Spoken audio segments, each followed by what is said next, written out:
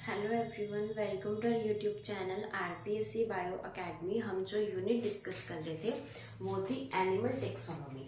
और animal taxonomy में हमें आज जो फाइलम स्टार्ट करना है वो है फाइलम मोलस्का। ये हमारा सेकेंड लास्ट नॉन कॉर्डेट है। इसके बाद एकाइनोडर्मेटा और उसके बाद हमारे नॉन कॉर्डेट्स फिनिश हो जाएंगे। ठीक है, तो अभी हम बात करते हैं फाइलम मोलस्का की। मोलस्का जो वर्ड है वो आया है मोलस्क से। मोलस्क से ये वर्ड आया है मोलस्क से, और मोलस्क का मतलब होता है सॉफ्ट, यानी ऐसे एनिमल्स जो कैसे होंगे, जो होंगे सॉफ्ट बॉडी, जिनकी सॉफ्ट बॉडी होगी, ऐसे एनिमल्स को किसके अंदर रखा गया है? ऐसे एनिमल को रखा गया फाइलम मोलस्का के अंदर। ठीक है, हम एक चीज इसके बारे में डिस्कस कर चुके हैं कि ये सेकंड लार्जेस्ट फाइलम है। हमने ये चीज डिस्कस कर ली थी कि फर्स्ट लार्जेस्ट फाइलम तो आर्थ्रोपोडा है, सेकंड लार्जेस्ट फाइलम मोलस्का है और थर्ड लार्जेस्ट फाइलम प्रोटोजोआ था। ठीक है, तो ये सेकंड लार्जेस्ट फाइलम है। उसके बाद अगर हम बात करें कि इन एनिमल्स की एक स्पेशल कैरेक्टर कौन सा है, स्पेशल कैरेक्टर की बात करें तो यहाँ पर प्रेजेंस होती है मेंटल की। यहाँ पर इन एनिमल्स में मेंटल प्रेजेंट होता है। मेंटल क्या होता है? मेंटल एक सॉफ्ट मास है, एक बंच ऑफ सॉफ्ट मास हम कह सकते हैं। हमने क्या कहा था इन एनिमल्स को? सॉफ्ट। तो इनका जो सॉफ्ट मास है उसे क्या बोला जाता है? मेंटल कहा जाता है, या फिर हम उसे कह सकते हैं पैलियम। लेकिन अगर हम बात करें, फेमस तो मेंटल ही है, क्वेश्चन मेंटल के नाम से ही आएगा। मेंटल या फिर पैलियम कहा जाता है, और इसकी जो कैविटी है उसे कहा जाता है मेंटल या फिर पैलियम कैविटी। तो इनकी बॉडी का जो सॉफ्ट मास है उसे बोला जाता है मेंटल, और उसकी कैविटी को बोला जाता है मेंटल या फिर पैलियम कैविटी। ठीक है, और इनके अंदर प्रेजेंट होती है शेल। ये मेंटल एक शेल के अंदर ढकी हुई होती है, तो इसका ऊपर क्या होगी? शेल। शेल क्या है? एक एक्सोस्केलेटन के रूप में प्रेजेंट है। यानी इन एनिमल्स के अंदर क्या प्रेजेंट होता है? एक्सोस्केलेटन प्रेजेंट होता है। एक्सो का मतलब बाहर और स्केलेटन का मतलब कंकाल, यानी इनका कंकाल कहाँ है? बॉडी से बाहर की ओर। हमारी बॉडी के अंदर प्रेजेंट है, इनकी बॉडी के बाहर प्रेजेंट है। किस फॉर्म में? शेल की फॉर्म में। ठीक है, तो इनके पास शेल होती है जो कि एक एक्सोस्केलेटन का टाइप है। और ये शेल किसकी बनी होगी? ये शेल बनी होगी कैल्शियम कार्बोनेट प्लस कॉन्कियोलिन प्रोटीन की। ये शेल बनी होगी कैल्शियम कार्बोनेट प्लस कॉन्कियोलिन प्रोटीन। ये कहाँ से आते हैं? ये जो है इनका रिलीज इन दोनों को रिलीज करती है मेंटल, क्योंकि ये मेंटल के ऊपर ही शेल प्रेजेंट है। तो मेंटल क्या रिलीज करेगी? कैल्शियम कार्बोनेट और कॉन्कियोलिन प्रोटीन, और ये दोनों चीजें मिलकर क्या बना देंगे? शेल, जो कि क्या बनता है इसका? एक्सोस्केलेटन। ठीक है, अब इन दोनों को क्या बोला जाता है? कैल्शियम कार्बोनेट प्लस कॉन्कियोलिन प्रोटीन की जो ये लेयर बनती है पहले, इसे बोला जाता है नेक्रे लेयर। यानी ये नेक्रे लेयर ही बाद में क्या बन जाएगी? एक्सोस्केलेटन बन जाएगी। तो पहले ये क्या बनती है? नेक्रे लेयर। और नेक्रे लेयर को ही क्या बोला जाता है? नेक्रे लेयर को कहते हैं मदर ऑफ पर्ल। इसे बोला जाता है मदर ऑफ पर्ल। क्यों? क्योंकि जो हमारे मोती होते हैं, जैसे हम क्या बोलते हैं पर्ल, वो भी किसके बने होते हैं? कैल्शियम कार्बोनेट प्लस कॉन्कियोलिन प्रोटीन के। कैल्शियम कार्बोनेट प्लस कॉन्कियोलिन प्रोटीन के ही क्या बने होते हैं? जो हमारे मोती होते हैं, जो पर्ल्स होते हैं, जो इन एनिमल से हमें मिलते हैं। ठीक है, अगर आप YouTube पे भी वीडियो देखोगे तो देखना किस तरीके से उनको काटकर, एनिमल्स को काटकर उसके बीच में से बहुत ही ब्यूटीफुल से मोती निकाले जाते हैं। तो वो जो मोती, वो जो पर्ल्स होते हैं, वो भी इन्हीं के बने होते हैं। और पहले वो क्या बनती है? एक नेक्रे लेयर बनती है, और इस नेक्रे लेयर से ही पर्ल्स की फॉर्मेशन होगी। तो इस नेक्रे लेयर को क्या बोला जाता है? मदर ऑफ पर्ल बोला जाता है। ठीक है, अब अगर हम बात करें मोलस्का की जो स्टडी है उसे क्या कहेंगे? मोलस्का की स्टडी को, मोलस्का फाइलम की स्टडी को बोला जाता है मेनेकोलॉजी। और जो शेल हमने अभी देखी, इस शेल की स्टडी को बोला जाता है कॉन्कोलॉजी। इसे कॉन्कोलॉजी क्यों कहा जाता है? क्योंकि प्रोटीन कौन सा है? कॉन्कियोलिन प्रोटीन। तो इसकी स्टडी को क्या बोला जाएगा, कोंकोलॉजी, और मोलस्का की स्टडी को क्या बोला जाएगा, मेलेकोलॉजी। तो हमने स्टार्ट किया फाइलम मोलस्का। मोलस्क से आया है जिसका मतलब होता है सॉफ्ट। सेकेंड लार्जेस्ट फाइलम है, इसके पास मेंटल या फिर पैलियम एक स्पेशल कैरेक्टर प्रेजेंट होता है जिसके अंदर मेंटल या पैलियम कैविटी प्रेजेंट होती है। इसके पास एक शेल प्रेजेंट होती है जिसे क्या बोला जाता है, ये उस एनिमल का एक्सोस्केलेटन बनाता है जो कि कैल्शियम कार्बोनेट और कॉन्क्यूलिन प्रोटीन से मिलकर बना होता है। ये पहले क्या बनाते हैं, एक लेयर जिसका नाम है नेक्रे लेयर, और नेक्रे लेयर को ही क्या बोला जाता है, मदर ऑफ पर्ल, क्योंकि पर्ल्स भी कैल्शियम कार्बोनेट और कॉन्क्यूलिन प्रोटीन के बने होते हैं। मोलस्का की स्टडी को बोला जाता है मेलेकोलॉजी और शेल की स्टडी को बोला जाता है कोंकोलॉजी।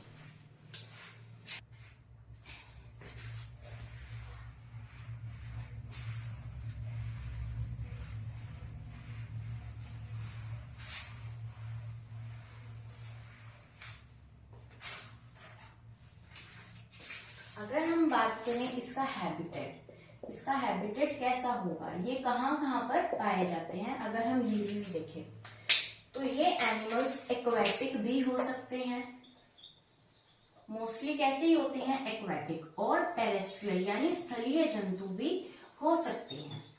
अगर हम बात करें एक्वेटिक की, तो एक्वेटिक में हो सकता है ये फ्रेश वाटर में रहने वाले हों, और हो सकता है ये मेराइन वाटर में रहने वाले हों।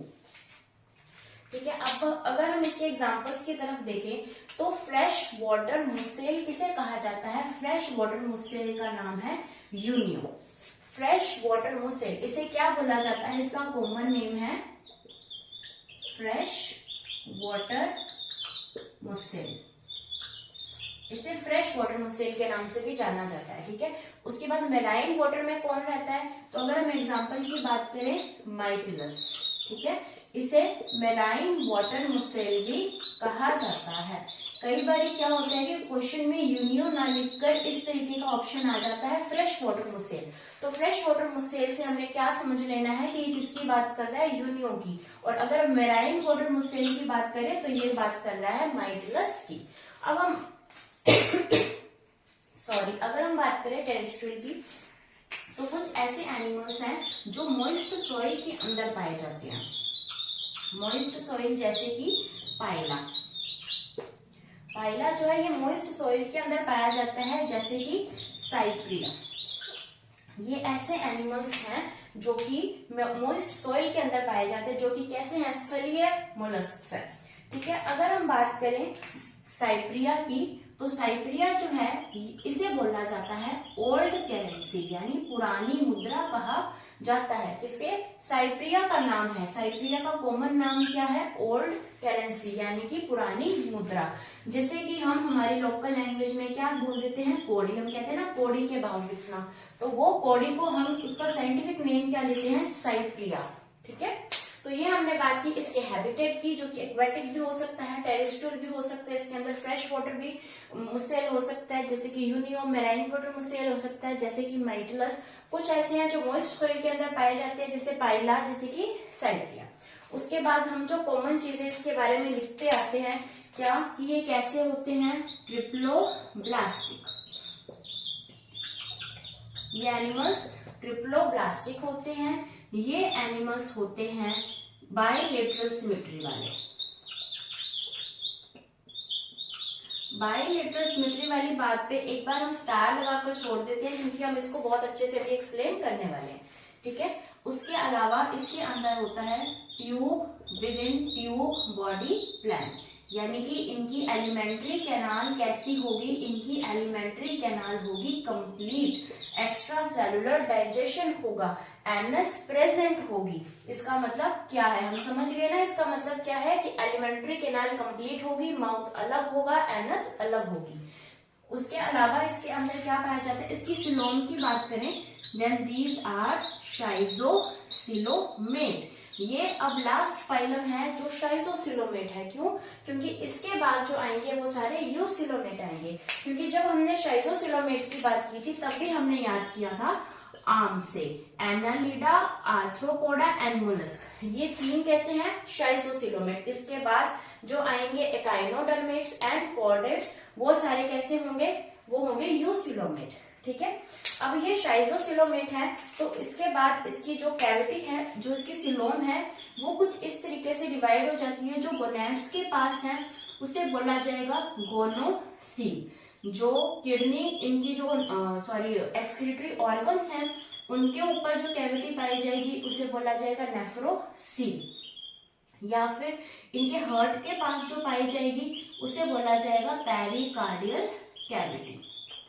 ठीक है, तो ये है तो सारी की सारी सिलोम, इसकी सिलोम जो है ट्रू सिलोम, तो वो ट्रू सिलोम भी अपना नाम बदल लेती है जैसे जैसे वो ऑर्गन्स के पास जाती है। यानी अगर वो गनैड्स के पास जाएगी तो गोनोसील, अगर वो किडनी या फिर एक्सक्रीटरी ऑर्गन्स के पास जाएगी तो उसे बोला जाएगा नेफ्रोसील, और हार्ट के पास होगी तो पेरिकार्डियल कैविटी के बारे में बात करेंगे। तो ये कैसे हैं? ये है ट्रिप्लोब्लास्टिक। सिमेट्री की बात हम अभी करने वाले हैं। ये कैसे हैं? ट्यूब विद इन ट्यूब इनका बॉडी प्लान है, शाइजोसिलोमेट है, प्रोटोस्टोम्स हैं, प्रोटोस्टोम्स हैं। ठीक है, यानी इनका माउथ, फर्स्ट माउथ, यानी ब्लास्टोपोर से क्या बनेगा? इनका माउथ बनेगा। ठीक है, तो हमने बात की इसके हैबिटेट की, हमने बात की इसकी नॉर्मल, जो इसका हम पढ़ते आ रहे हैं इसका क्लासिफिकेशन। अभी हम बात करते हैं इसकी सिमेट्री की, कि हमने यहाँ पर इसको स्टार क्यों लगाया, अब हम उसको समझते हैं।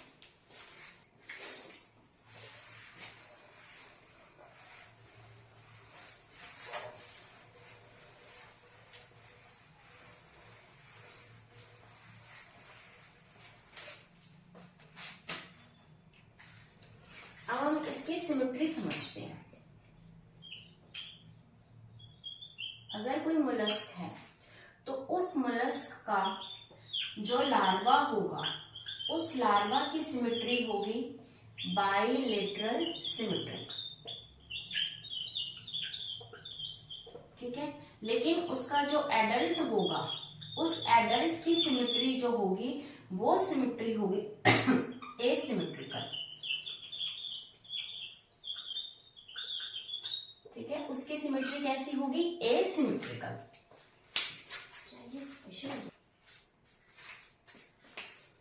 ठीक है, तो ये होगी एसिमेट्रिकल, एडल्ट की होगी एसिमेट्रिकल, लार्वा की होगी बाइलेटरल सिमेट्रिकल।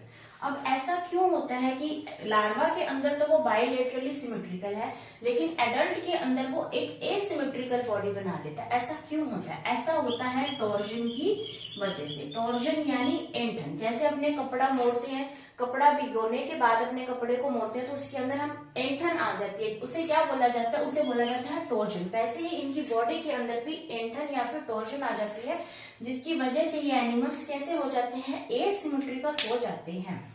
ठीक है, अब इसे क्या बोला जाता है? इसे बोला जाता है क्लैस्टोन्यूरी या फिर स्ट्रेप्टोन्यूरी। ये हमारे लिए बहुत ही नए वर्ड्स हैं, हमने ये चीजें तो सुनी होती है लेकिन ये वर्ड्स नहीं सुने होते हैं कि क्लैस्टोन्यूरी या स्ट्रेप्टोन्यूरी का क्या मतलब है। क्लैस्टोन्यूरी या स्ट्रेप्टोन्यूरी का मतलब है कि एनिमल्स के टॉर्जन की वजह से उनकी बॉडी के अंदर चेंज आना, बाइलेटरल सिमेट्री से एसिमेट्रिकल हो जाना ड्यू टू टॉर्जन। इस प्रोसेस को क्या बोला जाता है? क्लैस्टोन्यूरी या फिर स्ट्रेप्टोन्यूरी कहा जाता है। ठीक है, और ये मोलस्क की कौन सी क्लास में पाया जाता है? गैस्ट्रोपोडा क्लास के अंदर। गैस्ट्रोपोडा क्लास कौन सी है? पाइला वाली।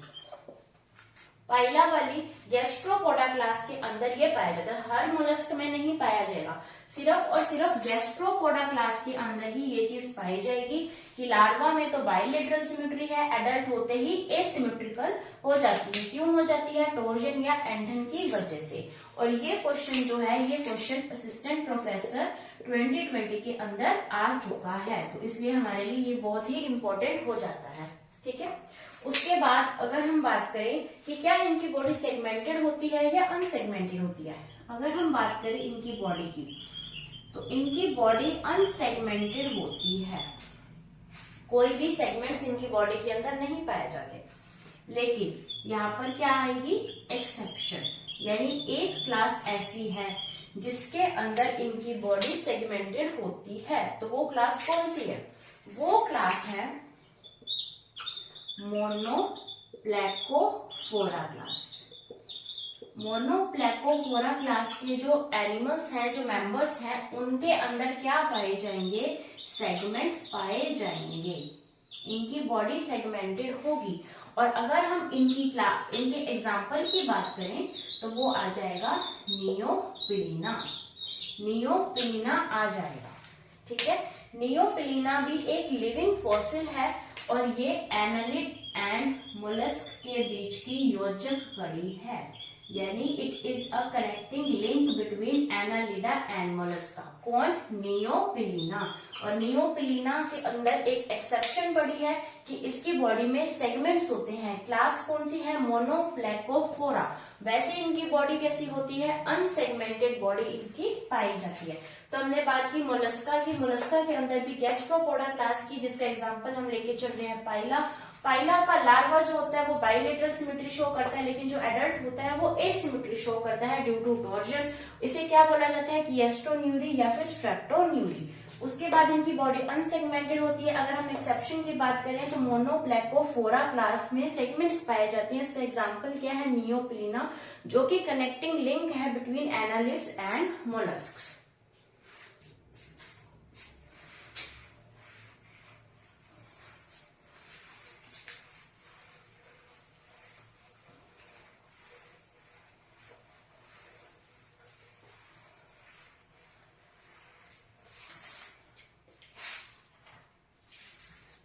अब हम बात करते हैं इसका एक्सोस्केलेटन।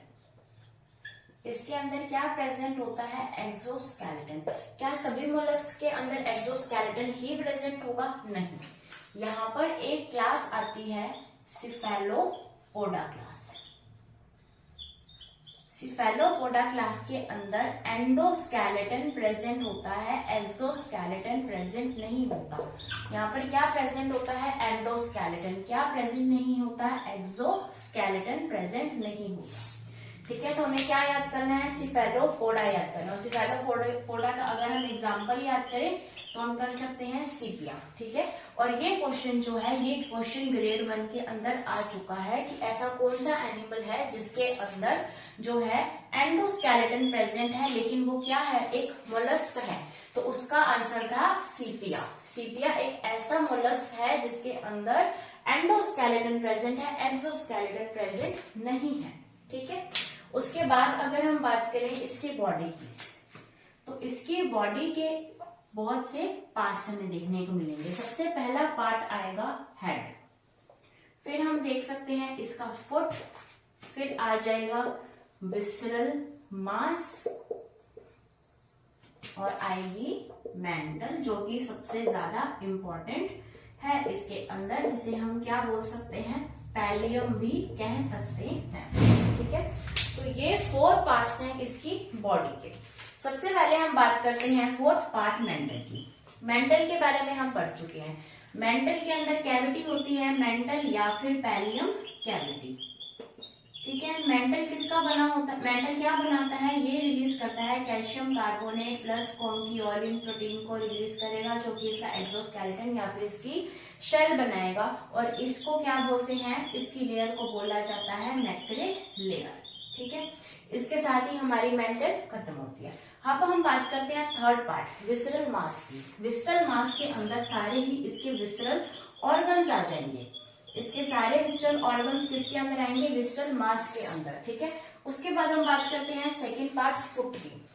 फुट जो है, हमें पता है कि जो पाइला है उसके अंदर फुट बहुत ही डेवलप्ड प्रेजेंट होता है। तो पाइला के अंदर डेवलप्ड फॉर्म में फुट प्रेजेंट होगा।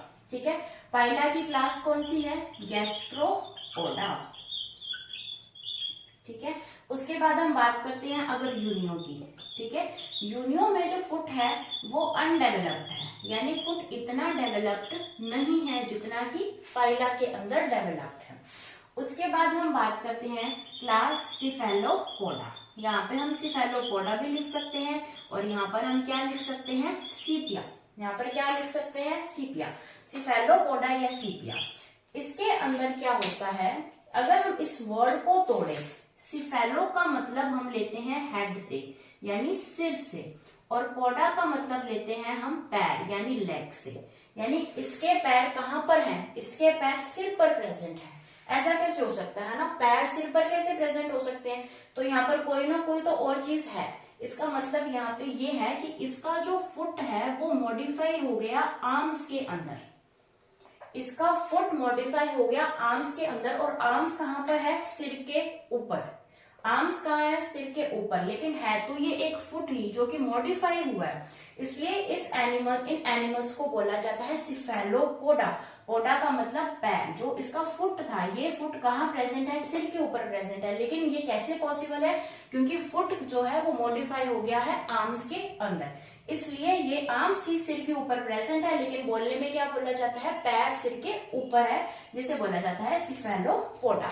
और ये क्वेश्चन भी आ चुका है कि ऐसा कौन सी क्लास है जिसके अंदर जो पैर हैं वो एनिमल के सिर के ऊपर प्रेजेंट होते हैं? तो उसका आंसर था सिफेलोपोडा। और ये क्वेश्चन भी असिस्टेंट प्रोफेसर 2020 में आ चुका है, सिफेलोपोडा का नाम पूछा था। ठीक है, उसके बाद हम यहाँ पर जो फुट है, फुट का क्या काम होता है? फुट का मेन काम होता है लोकोमोशन में हेल्प करता है फुट, राइट। फुट स्विमिंग में हेल्प कर सकता है, फुट हंटिंग में हेल्प कर सकता है, फुट रेंगने में या हम कह सकते हैं क्रिपिंग के अंदर भी हेल्प कर सकता है। तो फुट के बहुत सारे फंक्शंस हैं। ठीक है, अगर हम बात करें अब हमारा फर्स्ट हेड के बारे में, तो कुछ ऐसे एनिमल्स हैं जिनके अंदर हेड क्लियर होता है, कुछ ऐसे एनिमल्स हैं जिनके अंदर हेड क्लियर नहीं होता है।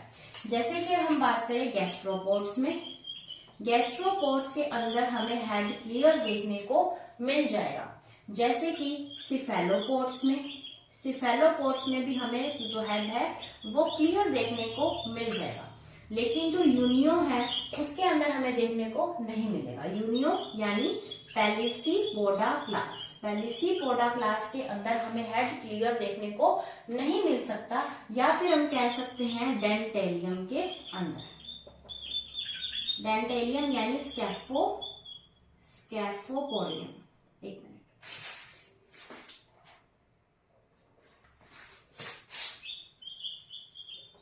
स्कैफोपोडा के अंदर हमें हेड क्लियर नहीं मिलेगा। किन के अंदर नहीं मिलेगा? इन दोनों के अंदर, यूनियो, डेंटेलियम, पेलिसीपोडा या फिर स्कैफोपोडा, इनके अंदर अनक्लियर हेड हमें देखने को मिलेगा इन दोनों के अंदर। और इनके अंदर बहुत ही क्लियरली हमें हेड दिखेगा। गैस्ट्रोपोड्स के अंदर क्या आता है?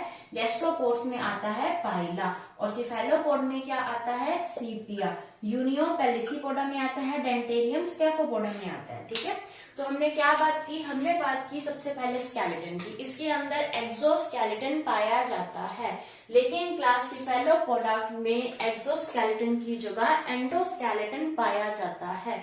और अगर हम इसका एग्जांपल लें तो मेन एग्जांपल इसका सीपिया लिया जाता है, और ये क्वेश्चन ग्रेड 1 में आ चुका है।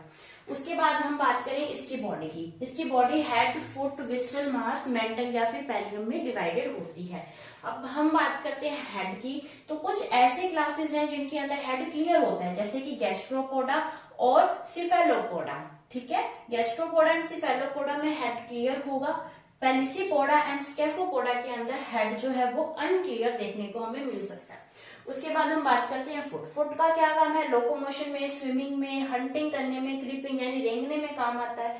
पाइला के अंदर हमें जो फुट है वो डेवलप्ड देखने को मिल जाएगा। जो यूनियो है उसके अंदर फुट इतना डेवलप्ड नहीं होता। जो सिफेलोपोडा है उसके अंदर जो फुट है वो आर्म्स के अंदर मॉडिफाई हो गए हैं, और ये जो आर्म्स हैं ये सिर के ऊपर प्रेजेंट है, इसलिए क्या बोला जाता है? सिफेलोपोडा, सिर के ऊपर पैर। और ये क्वेश्चन भी आ चुका है। विसरल मास के अंदर सारे के सारे विसरल ऑर्गन्स देखे जाएंगे। मेंटल या पैलियम के अंदर एक मेंटल कैविटी प्रेजेंट होती है, और ये एक्सोस्केलेटन बनाती है, कैल्शियम कार्बोनेट एंड कॉन्क्यूलिन प्रोटीन को रिलीज करती है, जिसे क्या बोला जाता है? नेक्रे लेयर यानी मदर ऑफ पर्ल कहा जाता है।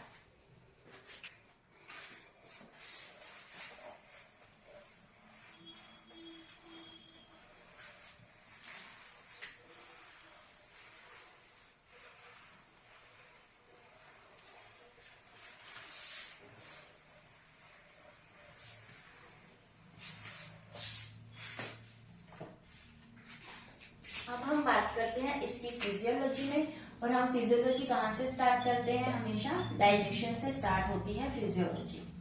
अब हम बात करें डाइजेशन की, तो हमें पता है tube with in tube body plan है, तो एलिमेंट्री कैनाल कैसी होगी? कंप्लीट होगी। तो इसके अंदर एलिमेंट्री कैनाल पाई जाएगी। उसके अलावा यहाँ पर पाए जाएंगे हमारे पास डाइजेस्टिव ग्लैंड्स।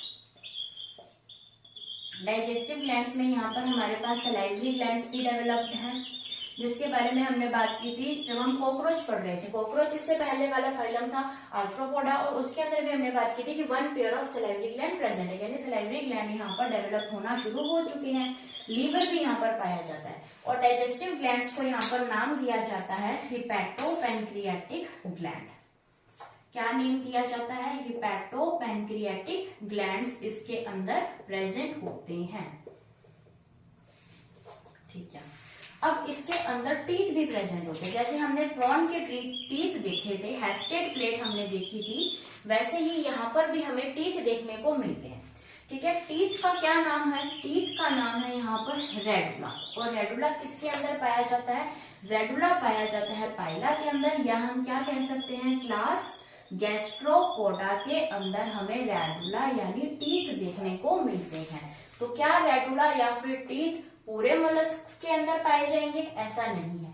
तो रेडुला कहाँ नहीं पाया जाता? रेडुला नहीं पाया जाता यूनियो में या फिर पैलिसीपोडा के अंदर रेडुला नहीं पाया जाता। तो यहाँ पर क्या होता है, अगर टीथ नहीं है तो यहाँ पर मैकेनिज्म होगा filter feeding mechanism.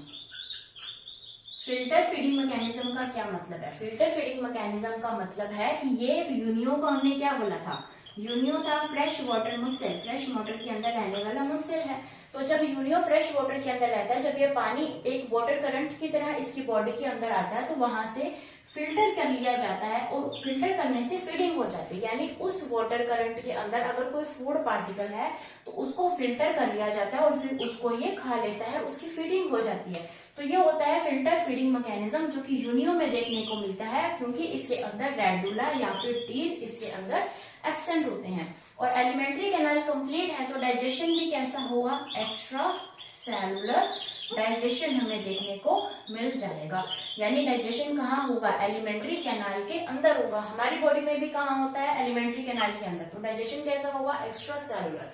Digestive glands present होंगे, सलाइवरी ग्लैंड और लीवर हमें देखने को मिल जाएगा। हिपैटोपैनक्रियाटिक ग्लैंड्स इसको बोला जाता है। टीथ यानी रेडुला प्रेजेंट होगा। पाइला के अंदर यानी गैस्ट्रोपोडा में प्रेजेंट होगा, और यूनियो और पैलिसीपोडा के अंदर रेडुला प्रेजेंट नहीं होगा। और यूनियो के अंदर क्या मैकेनिज्म फिर देखा जाएगा? फिल्टर फीडिंग मैकेनिज्म देखा जाएगा। ठीक है,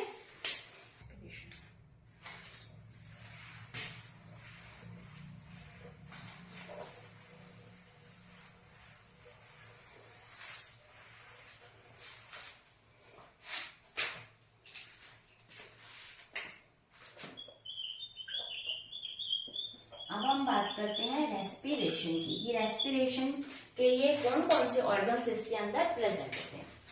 अगर हम रेस्पिरेशन की बात करें तो यहाँ पर हमें जो स्ट्रक्चर देखने को मिलेगी वो देखने को मिलेगी गिल लैमिला। यहाँ पर प्रेजेंट होगा गिल लैमिला। गिल लैमिला को और क्या बोला जाता है? टिनिडियम भी कहा जाता है। गिल लैमिला या फिर टिनिडियम हमें देखने को मिल जाएगा। और गिल लैमिला को बोला जाता है feather like gills. Feather like gills को क्या बोला जाता है? गिल लैमिला कहा जाता है। तो ये क्या है? ये इसके रेस्पिरेटरी ऑर्गन्स हैं। कुछ जगह पर हमें गिल्स देखने को भी मिल जाएंगे। ठीक है, उसके बाद अगर हम स्पेशल केस के अंदर बात करें, जैसे कि पाइला, पाइला की क्लास कौन सी है? गैस्ट्रोपोडा। तो पाइला के अंदर अगर हम बात करें तो पाइला अगर ये टेरेस्ट्रियल है, यानी अगर ये पानी के अंदर प्रेजेंट नहीं है, ये टेरेस्ट्रियल है पाइला, तो पाइला के अंदर प्रेजेंट होंगे पल्मोनरी सैक, जिससे ये करेगा रेस्पिरेशन। ठीक है, ये जो हमने बात की थी पाइला की कि ये मॉइस्ट सॉइल के अंदर पाया जाता है, इसका मतलब है कि अगर यहाँ पर कोई भी वाटर सोर्स प्रेजेंट है तो उसके तट पर यहाँ पर प्रेजेंट है, यानी ये इसके अंदर भी जा सकता है, यहाँ भी रह सकता है। ठीक है, तो अगर ये इसके बाहर यानी इस टेरेस्ट्रियल जगह पर प्रेजेंट है तो वो क्या यूज करेगा? Pulmonary sac.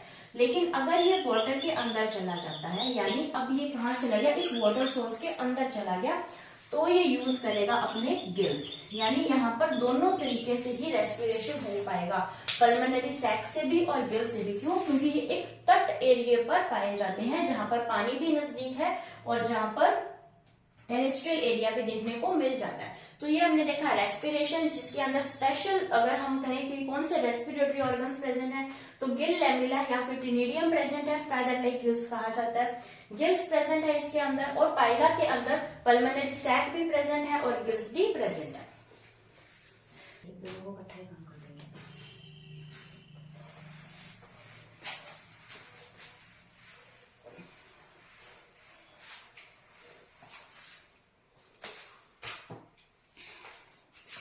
अगर हम बात करें सर्कुलेटरी सिस्टम की, सर्कुलेशन किस तरीके से होगा। सर्कुलेशन की अगर हम बात करें तो सर्कुलेशन यहाँ पर होगा ओपन टाइप का, ओपन सर्कुलेटरी सिस्टम यहाँ पर प्रेजेंट होगा। तो क्या सभी में होगा? नहीं, एक्सेप्शन के बिना साइंस है ही नहीं। तो अगर हम बात करें एक्सेप्शन की, तो एक्सेप्शन यहाँ पर होगा Cephalopoda, Cephalopoda class. Cephalopoda class का एग्जांपल आप अभी लिखने वाले हो कमेंट्स के अंदर। और सिफेलोपोडा क्लास की अगर हम बात करें तो इसके अंदर प्रेजेंट होगा क्लोज्ड सर्कुलेटरी सिस्टम। ठीक है, हम इसको इस तरीके से याद कर सकते हैं, जिसके सिर के ऊपर पैर है उसका सब कुछ बंद ही होगा। जिसके सिर के ऊपर पैर है उसका बंद ही होगा, यानी उसका जो सर्कुलेटरी सिस्टम है वो क्लोज टाइप का ही होगा। वो ओपन कहाँ से होगा? उसकी नहीं अपने सिर के ऊपर ही पैर रखने। तो इस तरीके से हम याद कर सकते हैं। बाकी अपना अपना तरीका है कि सिफेलोपोडा जो है उसके अंदर क्लोज सर्कुलेटरी सिस्टम पाया जाता है, हमने ये चीज याद रखनी है। ठीक है, वैसे सर्कुलेटरी सिस्टम कैसा होता है? ओपन। अगर हम बात करें रेस्पिरेटरी पिगमेंट की, हमारे अंदर रेस्पिरेटरी पिगमेंट कौन सा पाया जाता है? हीमोग्लोबिन पाया जाता है। इसके अंदर रेस्पिरेटरी पिगमेंट एब्सेंट होता है, यानी नहीं पाया जाएगा। ठीक है, अब एक्सेप्शन के बिना साइंस नहीं, तो एक्सेप्शन भी होगी इसके अंदर। इसके अंदर एक्सेप्शन होगा पाइला, पाइला की क्लास गैस्ट्रोपोडा। अब हम इसको कैसे याद रखेंगे? पाइला का रंग नीला, पाइला का रंग नीला। नीला रंग क्यों होगा? कॉपर एलिमेंट की वजह से। कॉपर एलिमेंट क्यों होगा? क्योंकि रेस्पिरेटरी पिगमेंट पाया जाएगा। कौन सा पाया जाएगा? हीमोसाइनिन रेस्पिरेटरी पिगमेंट पाया जाएगा, जिसकी वजह से पाइला का रंग नीला हो जाएगा, यानी पाइला के ब्लड का कलर कैसा होगा? ब्लू। कॉपर एलिमेंट की वजह से। वैसे रेस्पिरेटरी पिगमेंट क्या है? एब्सेंट है। ठीक है, तो हमने बात की यहाँ पर सर्कुलेशन की। अब हम यही बात कर लेते हैं एक्सक्रीशन की। एक्सक्रीशन के लिए हमने बहुत बार पढ़े होंगे ऑर्गन ऑफ गॉर्जेनस भी प्रेजेंट होते हैं, और हमें यहाँ पर कैबर्स ऑर्गन भी देखने को मिलते हैं। तो ये सबसे पहले तो हमें ये पता होना चाहिए कि organ of Bojanus and Keber's organ जो है ये एक एक्सक्रीटरी ऑर्गन्स है।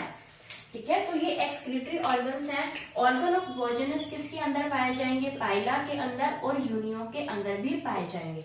लेकिन जो कैबर्स ऑर्गन है ये सिर्फ यूनियो के अंदर पाए जाएंगे, यानी यूनियो में ये भी प्रेजेंट है, ये भी प्रेजेंट है, लेकिन पाइला के अंदर सिर्फ ऑर्गन ऑफ बॉर्जेनस ही प्रेजेंट है। उसके बाद हम बात करें कि ये अमोनोटैलिक भी हो सकते हैं, क्योंकि ये कुछ पानी के अंदर भी तो रहते हैं, और ये यूरियोटैलिक भी हो सकते हैं, क्योंकि ये स्थलीय भी तो हैं। तो ये दोनों हो सकते हैं, अमोनोटैलिक भी हो सकते हैं, ये यूरियोटैलिक भी हो सकते हैं। तो हमने बात की सर्कुलेशन की। सर्कुलेटरी सिस्टम होता है ओपन, लेकिन एक्सेप्शन क्या है? जिसके सिर के ऊपर पैर है उसका सर्कुलेटरी सिस्टम क्लोज है। रेस्पिरेटरी पिगमेंट यहाँ पर एब्सेंट होगा, लेकिन पाइला का रंग नीला होगा। क्यों? क्योंकि कॉपर एलिमेंट है, और ये एक्सेप्शन क्या है कि इसके अंदर हीमोसाइनिन प्रेजेंट है। एक्सक्रीशन की बात करें, organ of Bojanus and Keber's organ present होते हैं। ऑर्गन ऑफ बॉर्जेनस पाइला और यूनियो दोनों के अंदर प्रेजेंट होंगे, और कैबर्स ऑर्गन यूनियो के अंदर प्रेजेंट होंगे। और ये एनिमल्स अमोनोटैलिक भी हो सकते हैं, ये एनिमल्स यूरियोटैलिक भी हो सकते हैं। तो आज के लेक्चर के लिए इतना ही। अब हम जो कल लेक्चर पढ़ेंगे उसके अंदर हम फाइलम मोलस्का को खत्म कर देंगे, फिर हमारा एक ही नॉन कॉर्डेट रह जाएगा, एकाइनोडर्मेटा। आप वीडियो को लाइक कीजिए, शेयर कीजिए और चैनल को सब्सक्राइब कीजिए। Thank you.